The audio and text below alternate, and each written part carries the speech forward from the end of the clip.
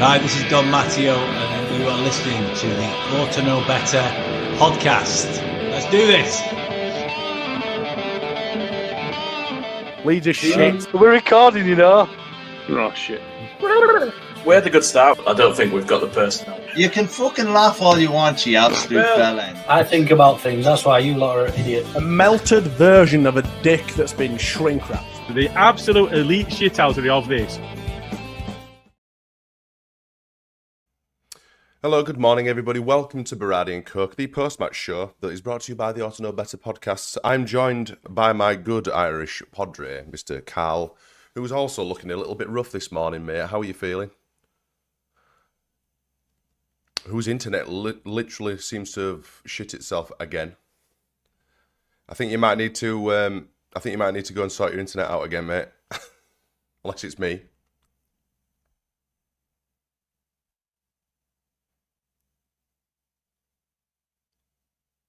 No audio or anything. You've got nothing coming through.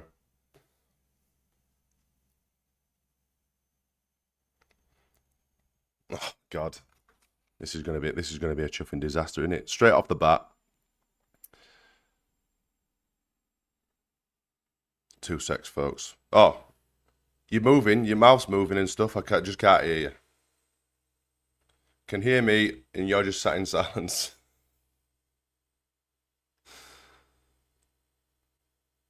Two secs, folks. See if I can get one of the boys on to help me out here, because I don't do shows on my own. I can't talk to myself. Run through some of these comments as well. Sort your Wi-Fi out, you bloody heathen. Oh God, that's not nice. Look at that. That's just massive. Morning, everyone in the comments. Get your comments in. I'll interact with a few of you out there. We were supposed to be joined by Darren as well, but I think he's running a little bit late. Hopefully he'll come in.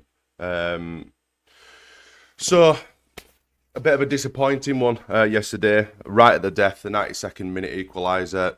Bit of a kick in the teeth, I'll be honest. I think we'll run through a few little bits. Oh, is he back? Just as I'm about to start. 2 seconds. No.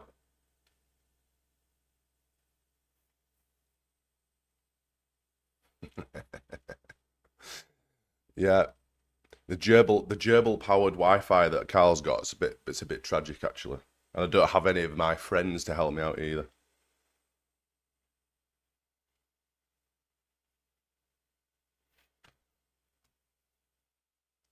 Are you know good, Carl? This is turning out to be the worst one since you and Jay got together a couple of weeks ago. I don't know what's going on with it, to be fair. Oh, am I back? Can you hear me? Yeah, I can hear you. Oh shit! Right, I'm not going to move. Right. Don't do anything. Don't fart. Don't breathe. Don't touch your computer. All right. I'm not going to touch. Right, we'll literally say. We'll try and get through this a little bit quicker. So sorry for the first 3 minutes of this absolute disaster. Anyway, initially, then, were you happy with the starting 11, the lineups that we? 2 seconds. Are you still there? I am. I'm still here. Good. We happy with the lineups from yesterday. Sorry, yeah. you just froze. I'm like, oh no, not again. Sorry. Right, anyway, fucking hell, this is an absolute nightmare, isn't it? Right, anyway, lineups. Happy with the lineup from yesterday's? Yeah, I think so. Because it's starting to gel a bit now in the midfield with the three boys. We look absolutely terrible to play against in that midfield, which is great. I think the back line, Bogle must be the most frustrated man on the planet, because he was brought in to potentially be a starting centre back, and Pascal and Rodon can't drop either of them. Like, they're both playing absolutely fantastic football and defending well, despite maybe a few choice moments here and there. But no, all in all, I really enjoyed the game yesterday. I'm very disappointed about the result, but we'll get into that in a bit. I thought the front three again looked very good. Calvert-Lewin is an absolute battering ram up front. Yeah, and I think I'm being quietly impressed by him. We're going to need. And the Hobbit's come to our rescue. Look. Here it is. Oh my God. Cool. I thought I looked rough. So now it's going to look like more of a disaster. Fucking hellfire. Oh, How are you stop, this man. morning? Oh, wow. Hold on a second. Jesus Christ. I look like, I mean, I were out till 1 o'clock with I might say that we had some visitors over for the game yesterday from the USA. Zim, Yes. well, I'll go through them. They're all the boys from Wisconsin. I'm sporting one of their t-shirts actually. But Beej, Zim, Mike, and Sully were over from the USA, and we took them out. We've been out with them a few times this week, and they came and did the hospitality thing. And they safe to say they had a good day yesterday. But we were out till 1 o'clock with them last night, and I'm feeling a bit rough this morning. I'm going to be honest, but I don't look as rough as you, Jay. Jesus Christ. Well, I wasn't planning to come on, mate, but you seemed like you're having some troubles, and I thought, I'll come and help. I mean, you two are an absolute. I mean, I can't say anything about you, Jay, but obviously this guy over here is internet. Jesus Christ. Every pod this lad touches goes to shit. It's an absolute Man, I Oh, that's wouldn't bad. mind, right? We actually have business Wi-Fi in the house, and I genuinely don't understand how it's so shit in the bedroom. Like it's just fucking amazing. shocking. You need Got a repeater booster so that outside the it'll- room and everything. Like, No, don't know what it is. no. I'm being called a Um, pussy. It wasn't that heavy. No, it wasn't that heavy. I think, yeah. I'm just tired this morning. Don't know what it is. I'd have loved Anyway, to have Aged, stayed out, Smarty, but I was aged. skint, so. You're the poorest man in your village, apparently. I am, So, mate, at the moment. We had a nightcap, though, didn't we, Carl? We did, yeah. Yeah, it was grand. It was grand. Dominic Don't Calvert-Lewin, crack, then let's get into this a bit because we're fucking 6.5, nearly 7 minutes in, and we've spoken about 2 seconds worth of fucking football chat. So Dominic Calvert-Lewin, then, are you impressed with him so far? Because obviously we were a bit underwhelmed by his signing because we expected obviously someone to come in a little bit higher profile, etc. However, yes, he does miss his chances, etc. But Jay, are you happy with Dominic? Mate, I love him. He's great. He's the main So man. dominant in air, innit? It's obscene how good he is in the air as well. It's like everything. Anything that goes near him it's his. I did a tweet this morning and just said it's that guy flipping the glasses up, and it's I said something like people who thought Bamford's hold-up play was good watching Calvert-Lewin, and he's just like, it's a different level. Yeah. Like even when we're like going backwards too much and we're putting Darlow under pressure with his feet, and he just whacks one out, which he did great with, to be fair. He got put in shit a few times yesterday, and he didn't panic. He did all right.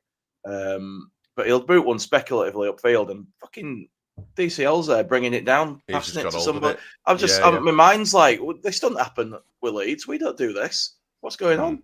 Yeah. I think he's great. Yeah. And he may miss Yeah, chances, but he gets into positions and he creates chances for himself and the team with his movement. He moves. Oh my God, not you as well. Oh, Jesus, I thought that was me. That was gone there. Hey! I'll pick up where Jay left off. Yeah, his movement is fantastic. And he's a bit of a battering ram. And thankfully, it's just a shame he missed that one in the opening, 30 seconds. Well, he had a few in the first 20 minutes, didn't it, to be fair? But their keeper made a really, really good couple of saves. That first one, he should have. I mean, he hit it straight down middle at goal. To be fair, he should have probably tried to tuck it right or left, but it probably wasn't expecting to be on goal. In first 12 or 13 seconds. To be fair to him, that's the thing, isn't it? Yeah, that's nice. Yeah. That's how my internet feels all the time. That is exactly what you look like with a little curly quiff thing that we had going on this morning. That's exactly what you look like, mate. So yeah, very, very happy with Dominic Calvert-Lewin. Aronson, the inclusion of Aronson in the starting 11 seems to be causing a bit of a rift between the fans, and I can understand why. And this will not please Gilly at all. However, I thought Aronson was brilliant yesterday. His creative, well, we know his creation. He's creative. It's just non-existent. Very frustrating to watch when he's running forward with the ball. However, the energy that he brings to this, and I know we bang the drum about energy, blah blah blah, but there's not many people. I'm sure there's some out there, and Gil is probably one of them that could bang Aronson. However, I thought you were fantastic yesterday. I'll let Carl I'll be honest, I thought his involvement in the game, even though, like you said, Smarty wasn't overly creative, I think there was a lot of work that he did in holding the ball up in certain areas to kind of, I know we get frustrated, like you said, with him, where, like me personally, I think I'd like to see him run at fullbacks more, because he does draw fouls, and the last thing you want is someone with a bit of skill running at you down the wing, on the edge of your own box. So from yesterday, that's the only criticism I have really of him, that he doesn't take on his fullback often enough. You've got, but he was very unlucky not to. He was very unlucky not to have an assist yesterday with that overhead kick, like into Dominic Calvert-Lewin. It's a as shame well, it kind of fell with no pace. That's why, innit? I think it had a bit more pace. Yeah. I mean, with hindsight, when you're watching from the crowd, it's easy. But he didn't. Calvert-Lewin didn't know that he had no one in that initial couple of yards around him. He probably could, maybe could have brought it down and tucked it away, but. At that point, you've got a keeper coming out too and stuff. He probably just tried to, because he's so good with his head. Why wouldn't you do? He is. It's a shame. It's a shame he didn't have a little bit more pace on it. You've got to. For me, you've got to take on defenders a bit more, go at them a bit more in the Premier League. Because as we saw with that bullshit penalty that we gave away against Arsenal, slightest little touch, and you could have a penalty. You've got to challenge defenders and put them under pressure. For me, but Aronson worked really hard, and I'm loath to say it, but he had a really good game. My only criticism from him yesterday is that he does, this is the worst thing with Aronson. He does get into good positions. It's just the decisions he makes when he gets there that let him down. And, he gets tackled last minute all the time, doesn't he? He does. And you're looking at it thinking, oh, this is promising. It's like that Roy Hodgson thing where he's like, oh, and there's every time. But he had a good game. It's just, I just want a bit more end product, and I don't know if we'll ever get it, but we're getting good results. And, when I see his name on the team sheet, I'm a bit like, oh, fucking hell. But at the same time, who else is there at the moment? And, we're getting results, as I say, so you can't criticise too hard, can you? And if you're going to moan about losing the ball, then you have to moan about Okafor as well. Well, that's true, but you look at Okafor and you look how creative he actually is, and he tries, and that progression. No, definitely. There's the chalk and cheese, but when you get Aronson, it's just one aspect. Pockets, I mean, well, yeah, but you look at Aronson when he's in those little tight pockets. He's so good with the ball. I mean, it's mad because you just think, why can't you do this when you've got a load of space in front of you? Yeah. You're so good with the ball at your feet, and you can wriggle out of these little situations. And to be fair, for a slight guy, he likes to get stuck in. And you just think he does, but it's just not up to it. Yeah, it's just frustrating. And I think when he came off for Harrison came on. I thought, you know what? And to be fair, that shot that Harrison had, Jesus Christ, I was literally looking at it bang on, and I thought, that's what Harrison brings. I did turn around to it, lads, and I just went, in a world in 2025 when we've still got Brendan Aronson and Jack Harrison playing for us in the fucking Premier League, but I can't really knock either of them. I can't knock either of them. Yes, it's not ideal, but you can only piss with the dick you've got, as they say. I was quite happy to see Aronson go off and Harrison come on, because Harrison will actually try and beat a man. He's got pillows for feet. That's true. And he's really, really good from an assistant point as well. So I mean, people are having a go like Farker about his management and all this stuff, but we're getting results against decent or established Premier League teams with these players that people say aren't good enough in the team. So I mean, how can I've you only say got that he's not doing a good job? I've only got too one defensive, criticism, but that's my only thing. One criticism of Farker yesterday, and that's the Dominic Calvert-Lewin substitution. Oh yeah, at that moment, took the words right out of my mouth. An absolute fucking disaster stroke. That we were on top of him at that point as well. Well, obviously we'd considered another corner. I think there were two after each other, but it were at that moment when he decided to bring our most dominant guy in the air, aerial threat. Absolute shed this morning, so sorry, but aerial threat, should I say?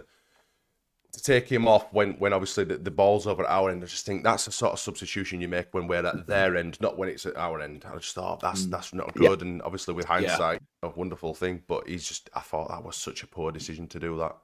It was. I mean, if he wasn't knackered, it's worth keeping him in the side, literally in the dying embers of the game. Why are we making a substitution at that so late? That was my frustration yesterday. Was that I know he's bringing on Umecha, and he's a big burly lad as well, who's very much capable of defending a set piece as well, but you're into the game, you're cold, your movement isn't there, your train of thought isn't up to speed with the game at that particular point in time. There's a lot of variables there, and it's like, they say never bleeding make a substitution at a corner. Well, that was essentially a corner. You know, that kind of way is a free kick, edge of our box, needed to be on the ball, dominant in the air. And then he takes off the most dominant player in the air out of the 22 players that were on the pitch. Now, again, it's hard to criticize the team for it.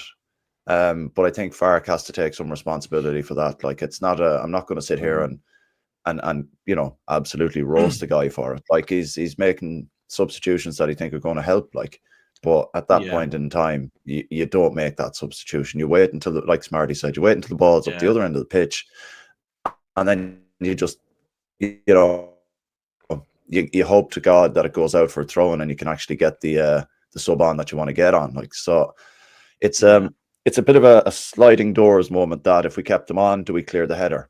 If we, you know, that's the thing. So it's one of them. And I think as well, we didn't cover ourselves in glory picking up the two lads on the far post. You know, that were poor.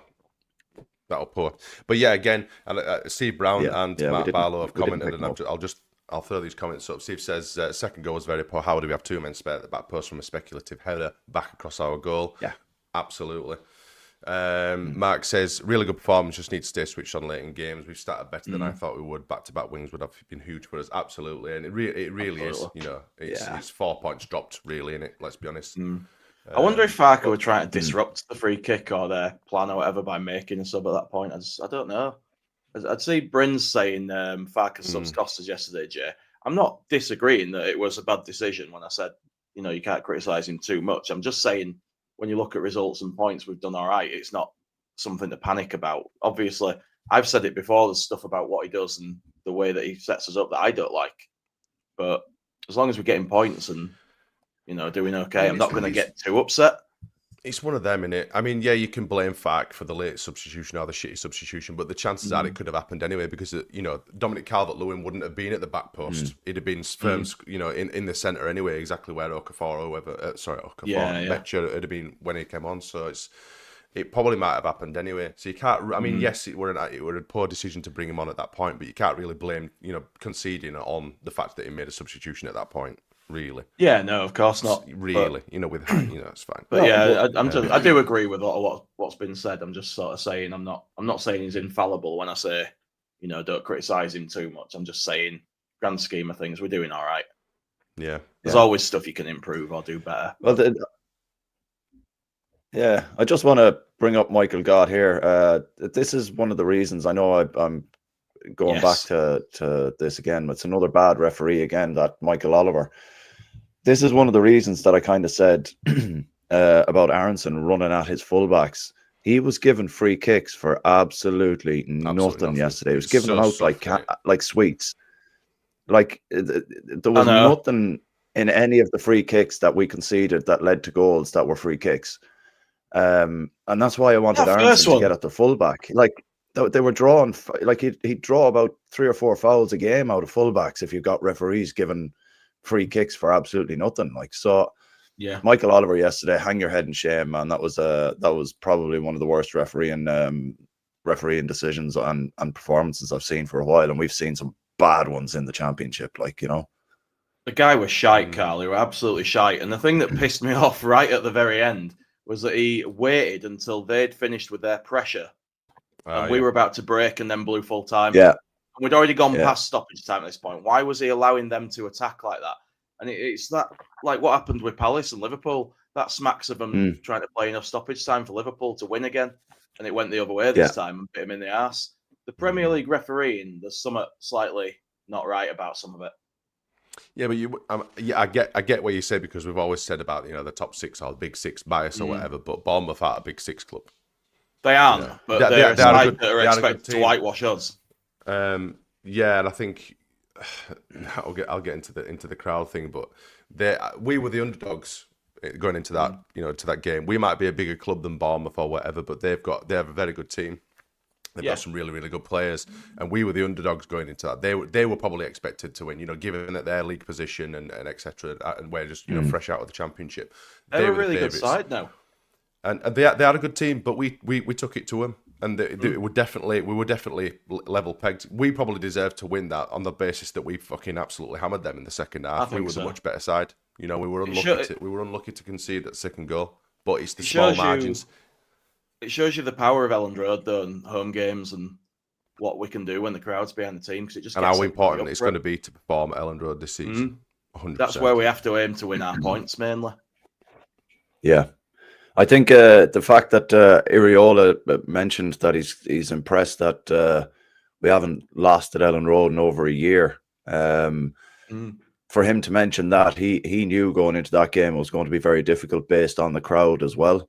And him highlighting that does show that managers are looking at how we react as fans in the ground and the influence that can have on the team. So the fact that he's mentioning it, and they're playing quite well. They went to Liverpool and were unlucky not to get a draw, at least out of Liverpool on the first day of the season. And for him to say that about Elland Road, it's not just him that's going to be thinking that going to Elland Road this season. And I think we need to make it as uncomfortable for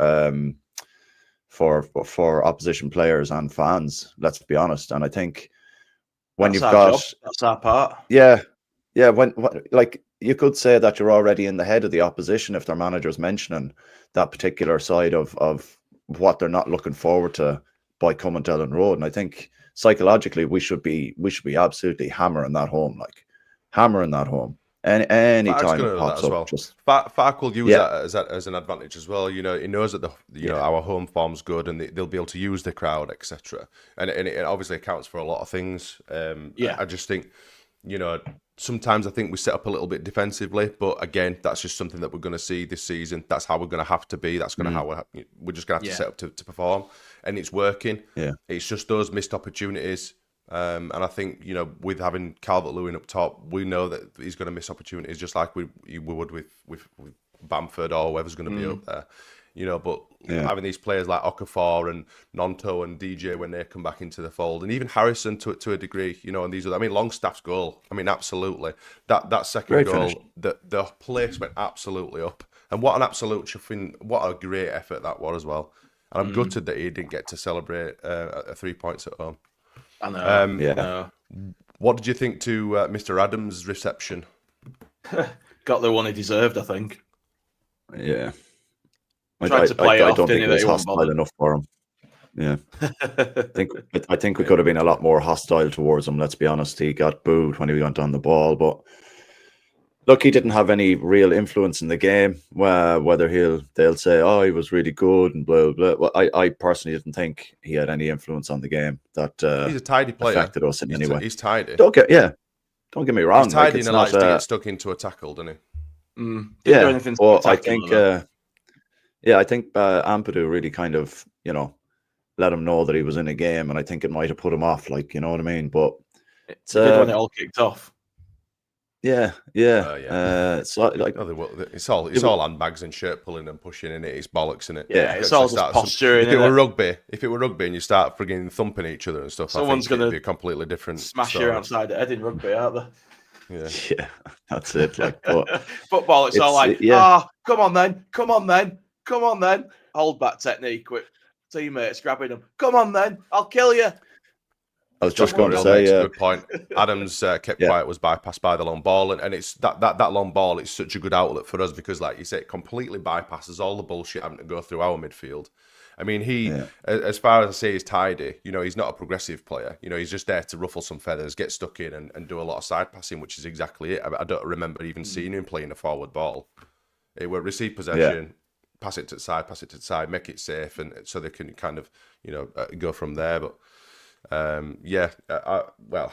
won't ever I mean, he was an arsehole for leaving and wanting to sue us and blah, blah, blah, blah, but I thought he were always, you know, he was a decent servant for us until right at the very end. But, like, you know, like I said, as soon as people get relegated.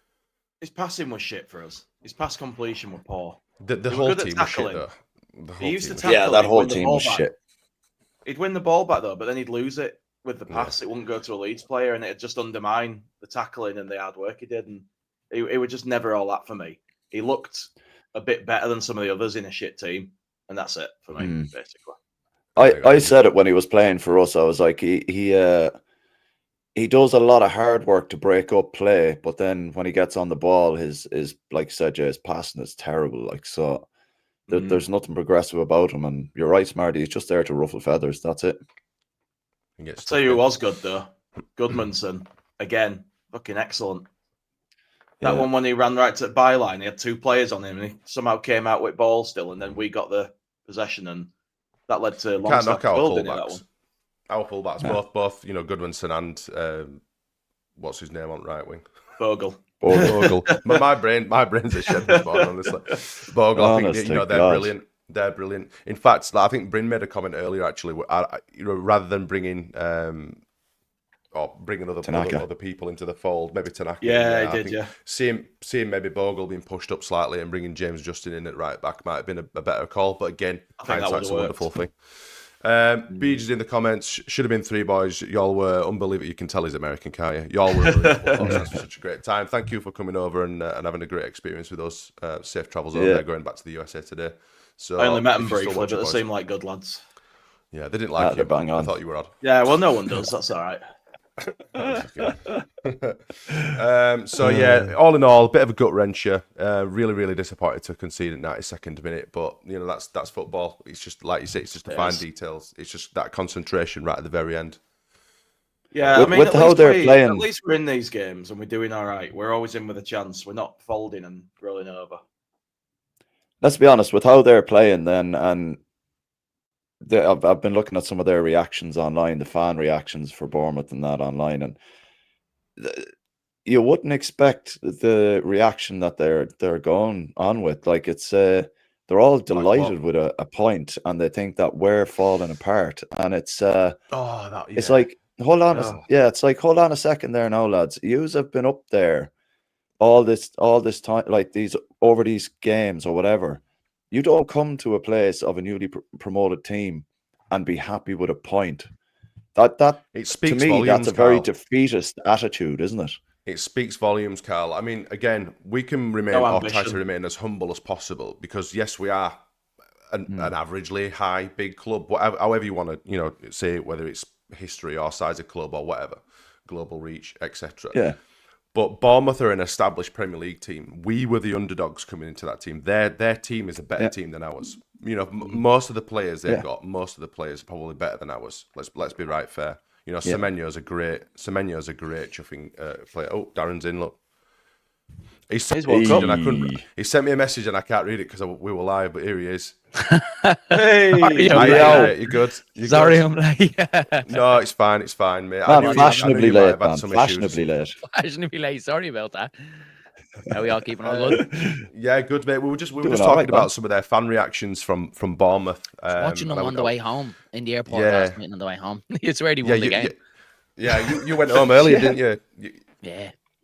I went home at 11 last night, so we got a good bit in the airport. So I think he's all been in Leeds Bradford Airport. There's not much to do on it. So yeah, I was watching a lot of their fan reaction. Yeah, the way they were going on was like they won the game even after. Okay, you don't want to be the celebration police either. Look, if we score last minute equaliser, we're happy about it as well. But it's more so their reactions online was a little bit kind of like over the top. But yeah, it is what it is. Disappointing. Look, I think the subs, I'm sure you have talked about, lads. I think the subs were made, at the wrong time for me from Daniel Farke taking off Calvert-Lewin. Then Tanaka coming on right wing was a bit of a head scratch for me. When you have Dan James there, is on the bench. If he's on the bench, you think he at least has 5 minutes to come on and play his position. And it was obviously Tanaka to give away the free kick. So yeah, a bit of a kick, but yeah, it's the Premier League, isn't it?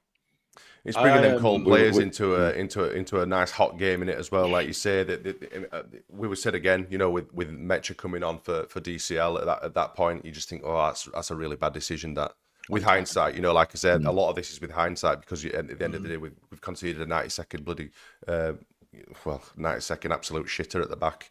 But again, bringing that player in, Mecha, it was still replaced Dominic Calvert-Lewin in the centre, and it's the right back that should have been there to stop them, obviously receiving the ball at their post. So it's would it have really affected it? Who knows? Yeah. It's the opposite end of the scale, isn't it, for them? Like, to us, it felt a bit like a defeat the way it went. For them, it'll feel a bit like a win. It's just that, and it's the opposite end of the spectrum. Yeah, quite deflated by the end of it. After that goal went in, it was just one of those. You're kind of like, we should be elated, essentially, but at the same time, you're looking at it and you're kind of like, let's be honest, Bournemouth are playing quite good football. They're very quick in the pass. They're very quick with the transition. They're a good side. Like you can, yeah, but you can see that Iriola's like a Bielsa disciple in how he plays and stuff like that, where he's not into kind of steady, slow build-up play. Once they get the ball, they're on the march straight away. And we can't take that away from them. They're a decent side, but I think the way they're celebrating online about sneaking a point at Ellen Road, it like I said to Smarty earlier, it's one of them where I'm like, it just shows a very defeatist attitude. If you're celebrating that much regarding a point where you essentially they should be getting more than that at Ellen Road, but I can't remember very many opportunities bar the 2 set pieces. They didn't create very much either. Like, no, they didn't. And this is a good point because we set up quite defensively. I mean, you've got the 3 in midfield, that bank of 3 in midfield who are quite big guys. You know, they don't take any shit, do they? I suppose, and it's quite a good defensive shield.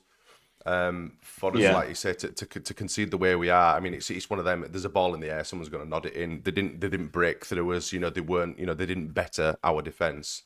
You know, with a through play, with actual football, they've lumped a chuffing crossing and someone's nodded it in or booted it in or whatever. So it's like you say, it swings and roundabouts, but it's the fact that obviously the way that they were carrying on, they were singing "Leeds are falling apart" again at full time, and you just think, well, we were in the South Stand saying it's to all. I mean, when you've not beaten a newly promoted club, you don't get to laud it. It makes no sense. You failed. We were the same, Jay. We were right below them because they didn't sell out the full allocation. Oh, were you in that lower tier? Yeah. So we were in that lower section. That's because they don't have that many fans. And we were walking out and they were giving us the 2 fingers and throwing bits of chewing gum and all down at us, and you're like, and everyone was just walking out going, "It's 2-2, lads." It's a newly promoted side, like we're like. But I suppose in a way, I said it to the missus going out. I suppose you take that as a compliment because they're looking at that thinking that's a really good point at Ellen Road and it's a last minute equaliser. But it still shows we're a big fish. Like, are they celebrating that much if they come back against Burnley, say? I don't think so. I just think because it's Leeds and everyone hates us, isn't it? And the fact that we've got to like 6 games in and we still have that record of not being beaten at home for a year, that is now starting to become something that teams are going to think about. Yeah. You know, and they're going to look at the results other teams have had at Ellen Road and be like, hang on a minute. These aren't a walkover like we thought they were going to be. Yeah. No, I agree, yeah. It's sorry, go on, Smarty. No, I was saying even teams like Newcastle, who haven't had the best start to their season either. You know, you look at them, and then we completely contained them and kept them out. I think, and I said this a few podcasts ago, that, you know, once we get going into the season, as any team does, you kind of find your feet, and I think we'll be more effective going forward. I think we are getting better going forward, rather than just being a Burnley of the Championship and kind of sit and soak in that you know, all the pressure or whatever. Which we are quite comfortable in doing because we have the players that are able to, you know, to deal with that pressure. It's just it's the out ball. We've got one out ball that seems to be dominant. Calvert-Lewin. I think you know, when the season starts to get a little bit further, we're going to need more. And like you said, just that out ball to the wings just isn't there really. Because we're so defensive. Yeah, there were times yesterday when I were looking at it and I were like, "Go on, Bogle, go on," and he's still in his own half, and I'm thinking, it'd have been gone, you know, in championship games or against, like, when we've been against teams where we're expecting we might be able to get something, like when we went at Everton, you know. It's normally gone, but you could see the difference. He were hanging back a lot more yesterday. He were only going, you think that was more fitness, or do you think that was more to Fark's style of play? Because we felt Bogle in that first half looked a bit ragged. I think we even trying to get forward. There was a couple of balls he wasn't really chasing down on. It was hard to tell. Is it the fitness side of thing? Like, is it the toe giving him a bit of trouble, or was it coming from Daniel Farke? But then the second half, he seemed a lot more lively. So I don't know. It's what you say, Jay. I don't know if it's coming from the manager to be a little bit more reserved, but it wasn't a usual performance you'd see from Jayden Bogle, because he's usually fairly free flowing and get forward. He didn't do that much in the first half. I think one thing I did notice. One thing I did notice was there was an opportunity in the first half for Bogle to get down the wing, and he didn't, like Jay said, he didn't make that run, and then Longstaff gave him shit. Longstaff gave out to him, like, essentially. So your point is very valid, Darren, that is it a fitness thing or is it a Farke thing? It could very well be a fitness thing, because there was definitely There was if twice Longstaff is giving him Aronson grief, tucked in. you know. Aronson, we know that Aronson is not going to be a touch, like hug the line type of winger. He's always going to come in. And there was times like exactly what you said, Karl. Longstaff picked up the ball. Aronson made a run inside to let Bogle go down the right hand side, and Bogle just didn't do it. And there was acres down the right hand side. And Longstaff had to turn back into a bit of trouble. And like that's where you were like, you know, is it a fitness side? That's what made me think it was more of a fitness side from Jayden Bogle rather than coming from the manager. Because Aronson obviously did well making the run, pulling his man aside. But if Bogle had a went, he was running into acres, and he just seemed a little bit reserved for me yesterday. But then the second half, he was back to the Jayden Bogle that we all seen. He was getting forward, putting in tackles. So I'm not too sure. See, this is why I think it's got to be a tactical thing. You know, I think the way that we've set up, the way that we've set up initially, you know, and again, like you say, the opportunity for him to do what he would normally do and get down that right wing. Has he been told, no, we need to contain this, we need to hang back, don't be going forward, because as soon as if you lose the ball or whatever, that's an out ball, Semenyo's gone. And he's going to rip you a new one. And he will absolutely, and there ain't going to be many people, you know, rode on as fast as he is, etc. You know, you're pulling players across then, and they're out of position. And Iriola, like you say, he likes to, you know, he likes to get his balls down the wings or whatever. So I think initially, it was just that hesitation. Do I go? Do I not? Or whatever. And obviously at half time, maybe he's, you know, Fark's giving them, you know, a little bit of encouragement. Said no, if the opportunity is on, do that. We'll move over, whatever. And I think that's why we saw a little bit of a change in the second half. So yeah, for me, I think it was tactical. I think the fact that we managed to equalise before half time were massively important, and really changed how we played second half. If we'd have come out 1-0 down still, I think it'd have been more at the same. Sitting back, please don't let them score again. Try and get one to DCL and hope for best. But having got the equaliser at the time we did was so important.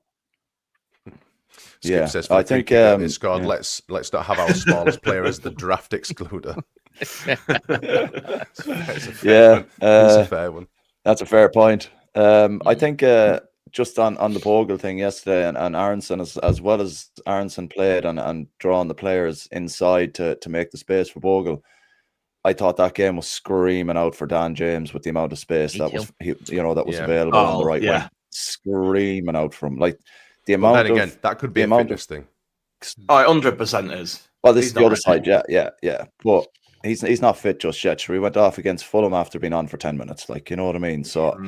But it was one of those games where Longstaff getting on the ball and that much space down that wing, Dan James could have absolutely murdered them on many an occasion. But again, it's a fitness thing, and it's a shame, like, because you could kind of get that from Aronson, but like I was saying earlier on, Darren, with the way the ref was yesterday, I just wanted to see Aronson take on the fullback and try and draw fouls, like, because just go at them, like, because he's got that ability.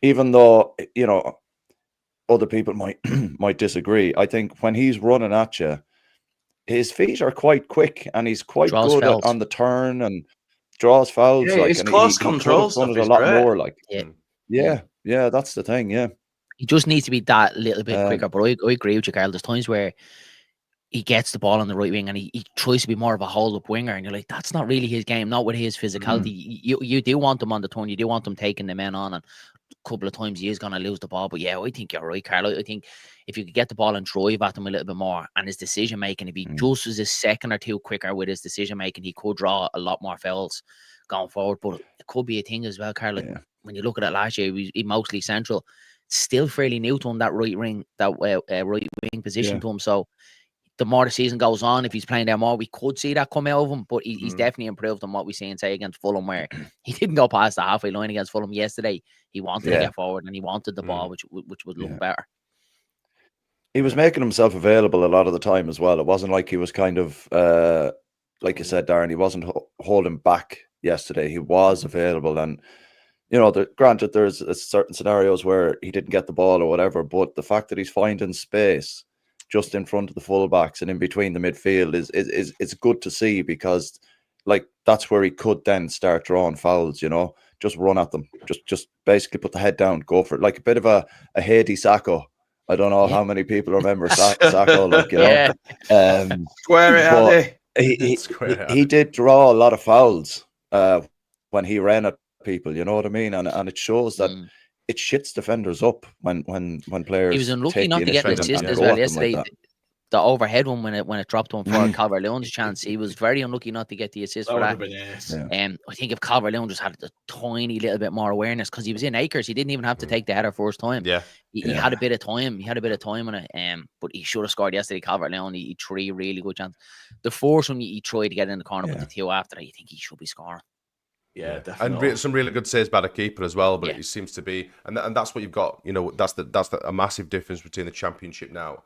Those little tiny details, and you've got a great, you know, the keeper, the levels of keepers in this league are just a mile above. It's a different world, isn't it? And that's what you've got against you. But I think, like you say, I think the way that we're shaping up, I'm quite impressed with how we're playing. That we're staying controlled. That we're not completely everywhere. It's like, you know, scattered everywhere, like we have been. Like Jesse Marsh's football, we're just, oh Christ, you know. And Bielsa to a degree, you know, it was so attacking, and we were so weak defensively. To have a really good foundation now, it's a good base to build from. And we might see some additions in the transfer window in January, etc. It might bring something in. Hopes up, mate. No, I'm not. I won't get me up. I don't think we will. I really don't think we will. But if we have a Harry Wilson type of player for that right wing, oh god, he's really, really effective. His set pieces, his crossing. If you've got someone who's a really good crosser of a ball on that right side that can whip some in for DCL in the middle. Yeah. And to be fair, I would rather a header or an opportunity for a header come to DCL than a football being on the floor, because he's much more effective in the air, and he's proved it time and time again. You know, his stats are absolutely ridiculous for you know, his aerial prowess or whatever. So I think, you know, if we can probably get a winger that can cross a ball decent enough, if we can get up the line, that is obviously, you know, depending on how we're playing, then I think we'll be much more dangerous up front. What did you just make of I've seen a few people. Oh, Cal's on his delay, you see. Cal's got a massive delay. He didn't feed his gerbil on a Sunday morning. Yeah, that's it, man. No, I saw a lot of people online, you know, be it on Twitter or whatever, just saying that they don't like how we're playing defensively, how it's very defensive and this and that. Like, Farke has tried playing expansive football twice in the Premier League before, and it's got him absolutely rinsed and then sacked. So people wanted to see, but this is the thing, like, but people wanted to see if Farke could actually learn from past experience, and the fact that he has, people are still complaining that they don't like the football, but we're 8 points from 6. Can't have a both ways. When we saw the signings, are comparing us to Sunderland, and you can't do that. It's a separate set of fixtures, a separate circumstance. 100%, yeah. You know, just because they've had an all right start, don't mean they're going to keep it up. True. Yeah, but the thing is as well, like, we saw the players we were signing. I don't know what people expected. Like, I don't know, what they expect an expansive, glorious football with the like, how many over 6'1" players did we buy? We were looking to be tough to beat. We weren't looking to be Man City, like. And as the years go, and you can establish yourself a bit more, and then once you're an established side, you can sort out the midfield and then get the expansive football played out in the wings and stuff like that. We need to be hard to beat to stay up and build from that. And people complaining online, it's really starting to fucking wreck my head a bit. I'll be perfectly honest. I think what they've done is they've tried to get players that are both young enough but experienced enough that they, you know, experienced enough to play this level, but they're young enough that you'll be able to keep this team together a few years if all goes well and we do get established. We're not going to need wholesale changes next time. We're just adding a few players because we've got the nucleus there of a decent squad with a decent age range in it. And I think the strategy from that point of view is pretty sound. It's just the failure to deliver the last couple of targets that cost us in the end. But it is about survival. Farke's doing the best of what he's got. It is, absolutely. It's about survival. It can be 17th by goal difference. We've had some good performances. People are thinking that we're going to be challenging for Europe. There are people out there. You know, most people of sound mind are quite happy, you know, that we're aiming for 17th. And anything above that is an improvement on 17th. Survival is key. Yeah. You know, when you look at how hard we are to break down and how hard we are to score against, you know, Arsenal aside, but we are quite difficult to score against. The home form is going to be crucial. From next season, if we do survive, from next season, we can look at, you know, we've got a lot more money to, build a more attacking team. And that's exactly how we need to stage it. We can't go full pellet like Bielsa. That would have just a complete one-off. It didn't work in the end, you know. And I just think if we get people established just need to enough, you know, we could go spend 100 million. It'll be a next month juggernaut. Leeds United will and be buy a fucking 3 good juggernaut. players with Yeah. that, like really top players, and we'd be a completely different. Yeah. side. People are going to want to come here. You know, Newcastle, they thought it were going to be, you know, plain sailing for them. They've got shitloads of money. They can start going and buying. They're not. It's not the same. That's not how it is. Who the fuck? I mean, no. This is obviously no offense to Newcastle because they are a great team. They're doing really well. They've got a manager that's obviously been up and down, has got a lot of experience as well. But they're having to do a lot of business. They're having to sell players so they can buy players, and that's just a prime example. It's going to be a massive project. This we're not going to be playing in Europe in 3 or 4 years. It's very highly unlikely. You know, unless it's a one-off. You know, like a Wolves or whatever. Exactly, it does happen, but it's unlikely. Yeah, no, I agree with what you're saying. We need to establish ourselves as a team. Fucking Carl, man. No, right, but yeah. Yeah, I agree with you, Carl. I think we just need to establish ourselves. Go for it, Darren. Go on. Well, look at the gap is.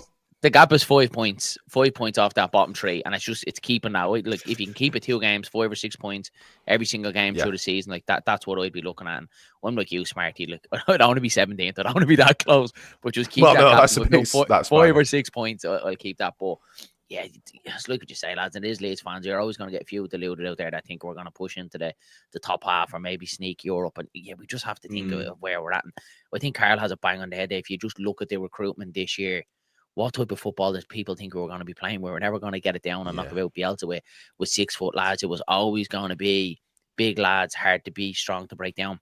And I think Fark did try and play open, expansive football at the start of the season, and he tried it against Arsenal and he got walloped, and he's seen that, and that was a real lesson. I think there was a lot of lessons taken from Arsenal, lads. I really do, because we've changed completely since then. And I didn't mind that yesterday against a Bournemouth side, kind of sitting in. Look, the first 20 minutes, I think our passing was what really let us down. I didn't really mind us sitting in because I thought if we got caught early on, the floodgates might have opened. Yeah, we contained them, and that's the one thing you don't walked our way into the game. You don't want to be open against any Premier League side. So I agree with you. Look, it is going to frustrate some fans. It is, but do you know what? It's just about being effective, isn't it? Yeah, it is. And that Arsenal game, as you say, if what we're doing now is off the back of lessons learned from that, then you know that defeat, as shit as it was, we're kind of like an investment, because 100%. we're reaping benefits from having suffered that defeat, and from Farker having seen, if you do this against teams like this is what's going to happen to you. And I think that's probably put us in a better position than it would have had we not played them yet. You learn from your mistakes. You do learn from 100%. mistakes. And if we'd have drawn every single game since we started this season, we wouldn't have learned anything. You know, the fact that we got battered at Arsenal made us be better against Newcastle and those going forward. You know, we have improved. We've massively improved from the first. Well, maybe not the first game. I thought we were quite championship-esque Leeds against Everton. It were newly promoted enthusiasm that game, wasn't it? The Arsenal walloping has obviously given us a bit of a humbling, so we've had to change things, and this is how we've improved, and it's been better. It absolutely has been better, like you said, Darren. You know, you've hit it spot on there. The defense looks great. The thing is, as well, like, yeah, it does, Jay. Yeah, and I think we haven't seen too much of the build-up play from the back. It's been a little bit more direct. Just kind of getting it up to dash ball, getting it up to the front. Yeah, well, look, again, Easy B is in the comment here, and he's thinking we're absolutely lunatics here. He says, "I think our squad is capable of finishing mid-table. What makes you lot such experts that you ridicule others' opinions?" I'm not ridiculing anyone. I'm just being realistic. I think the way we're playing, I was going to say it there before my delay and mic came on, and Darren kindly made the point for me. It's like no, it's Sam, man. But we need to be between 14th and 12th, and that needs to be like a regular thing over the next 2-3 seasons. And that's still a very good achievement with the team and the squad and the players that we have. We're not ridiculing anyone for their opinion. I'm not. No, we're not. That's what opinions are. More realistic. That's what opinions are. We're not experts, but the fact that he's come and commented to say that we're ridiculing people's opinions by ridiculing our opinions. Again, I can flip it back to you. Who says you're the expert? Yeah. No one's an expert. It's just our opinion. You know, I think people have just got to get real a little bit. You know what I mean? So thanks. Yours is as valid as ours is, Easy B. It's just we're here with our voices saying it. So you know, you don't have to listen to us if we're that bad. I'm just going to fly onto Skip's comment. I'd like We're to see certainly Biol not get a experts on chance this against podcast. Spurs. Thought Strike wasn't that good. Any comments on Strike from you boys? I don't think he breaks it up, lads. I don't. I agree. Stroke his passing yesterday was bad, really bad at times, but I don't think it's enough to pull him out of the side. I don't know about you. Maybe if we went on to lose the game, you might see Biol coming in, but I think the only way he gets in if it's another hammering like at Arsenal or Rodon or Stroke gets injured, you see Biol coming in. I can't see Fark just change it, especially after a win at Wolves and then a draw home to Bournemouth. There's no way he's scrapping and going right. Biol's coming in now. I'm not a big fan of the only way I could see it changing is the only way I could see it go on. changing is if Fark wants to kind of get a bit more expansive at home and play 3 at the back. I think that's the only way Biol at the moment is going to find a way into any starting 11. But it depends on the opposition as well, and it also depends on how Fark is feeling on the day. But for me, that's the only way he's going to get into the team at the moment. Fark's not going to break up, regardless of Strike's passing ability yesterday. You can't break a centre-back pairing up like that based off a couple of wayward passes. Everyone is wayward. If we're going to do that, half of our midfield to be replaced because, let's be honest, they had some wayward passes themselves in midfield. So we have to take the good with the bad. And I think Strike at the moment and Rodon are without doubt our best centre-back pairing for now. I'm not a massive fan of Strike, but he's played well so far this season, so it'd be a little harsh to drop him for a few wayward passes, probably. Problem I've got is that he was never supposed to be the starting guy with Rodon, was he? It was intended that it was going to be Biol from everything that was said, but because of that suspension that for some reason carried over when it doesn't for other players at other clubs, he didn't get that chance to start with us. And the main issue now is that you're going to be starting again, building a new partnership in there when it does changes. And that's a bit risky now, isn't it? When we're on a bit of a run and we're doing okay. You don't want to start messing around with anything like that. You don't want to mess with a centre midfield, and you don't want to mess with a centre of defence. You don't want to mess with the harmony. Exactly. And Strike, we're not fully on it yesterday. We know that he has his deficiencies, but I don't think he's going to change it over one average game. He still wasn't terrible. He wasn't amazing. So I think the problem you've got, like you guys have already highlighted, is that I don't think we will see Strike being dropped for a long time, and nor should he, because like you say, he's been playing okay. Yeah, he's had a couple of off games, but so has Stack, so have other players. They've all been off the boil. Longstaff's had a bit of a shocker as well. Sometimes it is what it is. But the fact that they're so well protected by those 3 players, Ampadu, Stack, and fucking hell, his name's Longstaff. His name's gone. Longstaff. Jesus, I literally just said it. Jesus Christ. I have a delay on my mic, but your brain is worse than my mic. My brain is about 5 minutes in the past this morning, honestly. I can't get my thoughts out. But yeah, because we've got such a defensive line in front of them, they are quite well protected as well. And it's a good thing, but like you say, it'd be harsh to pull Strike out of the defence. I think, like you say, maybe an injury. I hope he doesn't get injured, but maybe an injury or some sort of it'll be a cup run, maybe. And the little snippet that we seen of Biol was away at Sheffield Wednesday in the cup. Now look at him and Bourne out together, and look what Jay mentioned. It's a total new partnership as well. He didn't really cover himself in glory. Nothing from that game turned around and said to me, "Oh, we have to get him starting." He had a fantastic game. So why fix it if it's not broken at the minute? Again, like what Jay said, if you're going a couple of games run where you're getting bet and you need to change it up a little bit, at the minute it'd be madness to change that back line. Yeah, I think so. I think as the saying goes, a keeper's only as good as the defence in front of him, and the midfield is only as good as the defence behind them. So there are things that we have to take into consideration when it comes to that kind of thing. Because, well, look, I was going to make this point actually, because Meslier was actually one of the best keepers the first season we got back up, because that defence in front of him was very good and minimised the amount of effort and chances that he had to we save. Conceded loads that season. We were so effective going forward. Yeah, we conceded shitloads. Yeah, but he got a record number of clean sheets, didn't he, for a young keeper? Yeah, that's the thing as well. But we were so good attacking. It was a completely different style of play. If you're soaking up a load of pressure and you've got a chuffy wet lettuce between sticks, you've got no chance, have you? Fucking wet lettuce. We'll get on to the last comment anyway. We'll because we've been on nearly an hour, so we'll thanks for everyone for joining us. By the way, it's been a bit of a ramshackle start, but obviously now the boys have joined us. We've even had little Jay join us as well, who wants to post. Oh, you did. Josh Brownhill wants our thoughts on Stack. Darren, I'll let you get this one first before Cal starts his delays. I'll start talking now just to get in. Like overall, yeah, I think like he's a standout. Yesterday, I thought he was a little bit quiet yesterday. I wanted to see him affect the game a little bit more yesterday. But yeah, I think overall he's real good. So and just one thing that stands out for me yesterday, I was happy to see him not taking the set pieces and actually in the box, even though he wasn't directly on the end of anything. The big man in the box and Longstaff putting the ball in the box, I think, is a lot better. But yeah, no, I really like the look of Stack.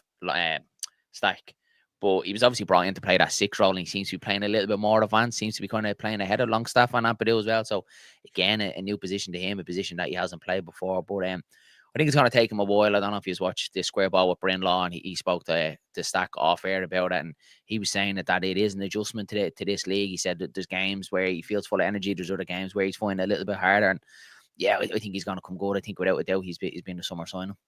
There's a talent in there. The pace of the game is getting used to it, and it's going to be like that for a lot of the foreign players, other players that obviously come in. You know, it's definitely, and it's a step up for the guys from the Championship as well. Yeah, there's going to be a surge of children next year born in Leeds called Anton or Gabriel. Yeah, that's it, isn't it? Especially based off his Instagrams, like. Yeah, his Instagrams are ace, aren't they? They're absolutely. He's got that kind of. He's got that kind of click sense of humour. Yeah, brilliant to see. Yeah, you know, it's something that we've been missing, isn't it? And he's not afraid to get stuck in either. Like so, like you said, Darren, man, I think adjusting to the pace of the game in England is far different to the pace of the game in Germany. It's like when English players go to Italy, they learn more about the technical side of the game rather than the hustle and bustle of the Premier League. It's the same thing, and it boils down to how intelligent the footballers we're bringing in are to be able to understand different tactics and then get up to speed with how the Premier League is. I think Stack is one of those where he's got every asset that you need. It's just getting used to it. And I think if once that clicks for him, I think he's going to be a front runner for us as well. Like, you know, yeah, big time. If Longstaff plays like he did yesterday as well, it gives him the chance to express himself a bit more. Longstaff's class, isn't it? He's so he was great yesterday. I didn't really rate him much when we signed him. I was just like, not bothered. And first couple of games, I thought, a bit workmanlike, nothing special. But he's kind of into it, innit? He's getting fit now, and he's starting, and he's looking confident, and he played really, really well yesterday. But it's the experience and that leadership quality he has alongside Ampadu. You know, it's crucial. It's so important. When you get to 70 odd minutes and you're up against it, he's the kind of player who knows what that's like, and he knows what you need to be doing, and he can talk to the other players around him and help with that. So, yeah, the experience is a massive sort of factor with him. I think it's a big plus.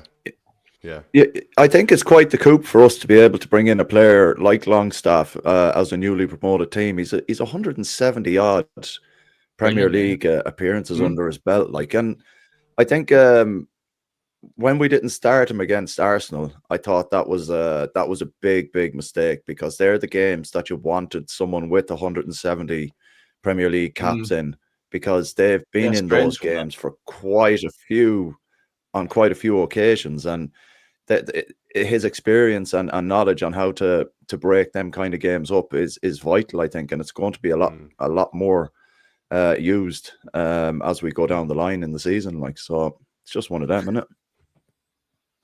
I'm just going to pull his attention to the Meslier thing. Andy Wilson says that Meslier saved the team's arse a hell of a lot and pulled off some amazing saves.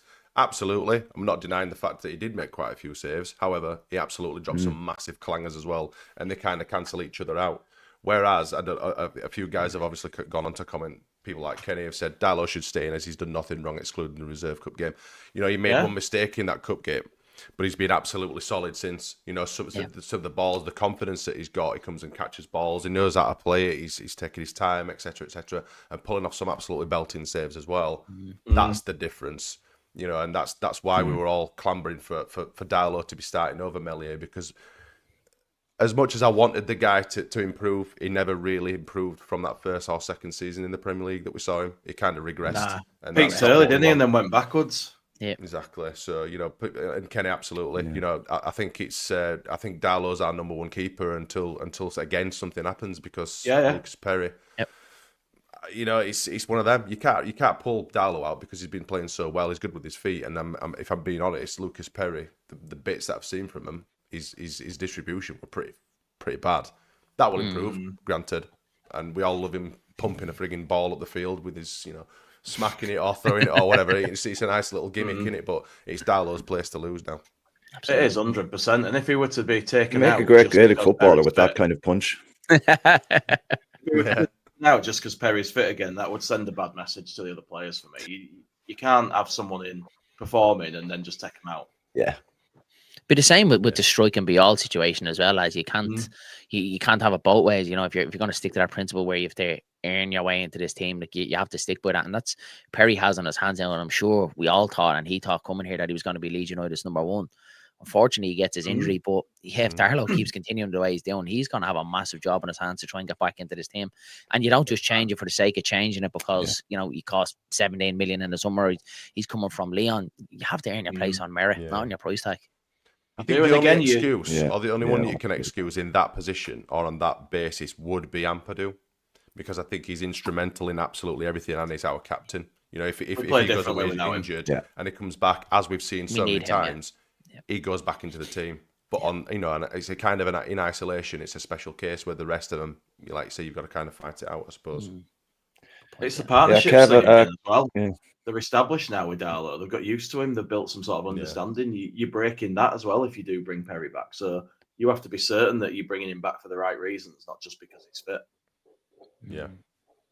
Yeah, Kenny makes a good point here in the comments as well. I'm just gonna delete. Just 1 second, man. Chill your fucking beans. Turning into Nalt, isn't it? Delete me, man. I'm good crack. Kenny makes a good point. Please don't do if that. Players earn the shirt, they should keep it. Same with Longstaff over Tanaka. Keeps it competitive. I think that's great to have that in the squad. I think with the competitiveness in there, it only improves the players. Players want to do better. They want to get better. They want to do everything else, at 100 miles an hour better than what their opponent is doing in that team. So. Yeah, keep that one. Like that's the way it should be in every team, not just because, like you said, £17 million goalkeeper makes no odds. Earn it. Yeah. I just want to, that one you're bringing up. I was just going to say, people would have gone mental if we'd come into the season without signing a keeper. Absolutely. If we'd been told, Karl Darlow's the man, don't worry, lads, he's got it. Everyone would have gone fucking mad. We're going down. So yeah. We had to sign, which we still might do. You've got to be real. We still might do, but I think like you say, going into the Premier League without another number one keeper or someone better than what we've got would have been exceptionally naive. And I think it's only because we've got a player of his stature and his experience, etc., that it might have lifted the other guys up a level as well. Karl Darlow, it's a competition for him. Meslier is only in on merit. The fact that we can't get rid of him and we had a couple of spare squad numbers is the only reason that Meslier is here. You know what I mean? That's not merit, so that's default. Well, yeah, I suppose. Just in case. In case Alex Carnes gets injured. That's it. One of the Americans is here. Ham.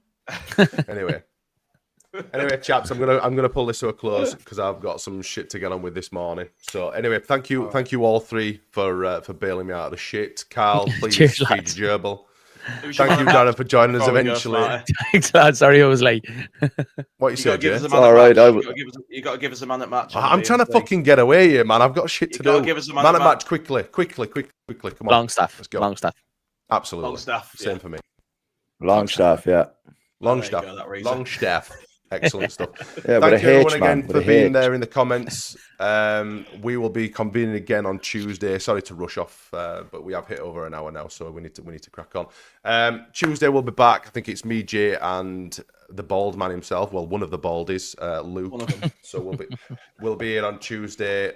Make sure you get in the comments for that one as well. Thank you everyone again for joining us. If you haven't done liked and subscribed, please do so. Until then, wait a second. Jay, have you got the frigging outro?